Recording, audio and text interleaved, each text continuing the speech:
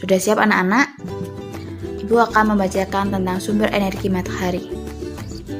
Oke, dimulai. 1, 2, 3. Paragraf pertama. Matahari merupakan sumber energi terbesar bagi bumi. Sumber energi panas matahari berasal dari radiasi matahari kepada bumi. Keberadaan matahari membuat bumi terang, hangat, dan dapat ditinggali makhluk hidup. Sekali lagi, Ibu ulangi. Paragraf pertama. Matahari merupakan sumber energi terbesar bagi bumi. Sumber energi panas matahari berasal dari radiasi matahari kepada bumi.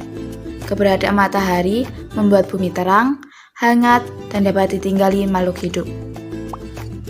Mari kita cari gagasan pokok dan juga gagasan pendukung paragraf pertama.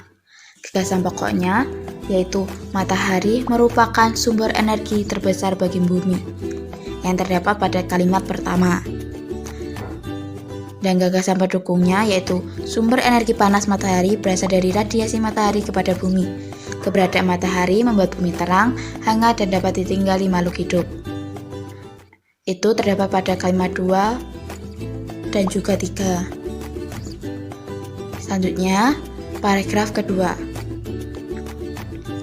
Matahari memiliki banyak manfaat bagi makhluk hidup. Manusia memanfaatkan sinar matahari untuk menjemur pakaian dan membantu menyehatkan tubuh. Sementara tumbuhan menggunakan sinar matahari dalam proses pembuatan makanan atau fotosintesis. Selain itu, matahari bisa menjadi sumber penerangan dan sumber listrik yang berguna untuk rumah, gedung, dan lainnya.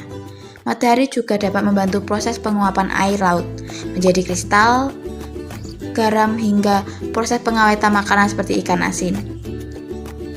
Ibu ulangi, paragraf kedua. Matahari memiliki banyak manfaat bagi makhluk hidup. Manusia memanfaatkan sinar matahari untuk menjemur pakaian dan membantu menyehatkan tubuh. Sementara tumbuhan menggunakan sinar matahari dalam proses pembuatan makanan atau fotosintesis. Selain itu, matahari bisa menjadi sumber penerangan dan sumber listrik yang berguna untuk rumah, gedung, dan lainnya. Matahari juga dapat membantu proses penguapan air laut menjadi kristal garam hingga proses pengawetan makanan seperti ikan asin. Nah, mari kita cari gagasan pokok dan juga gagasan mendukungnya. Pada paragraf kedua, gagasan pokoknya yaitu manfaat matahari bagi makhluk hidup. Itu juga terdapat pada kalimat pertama.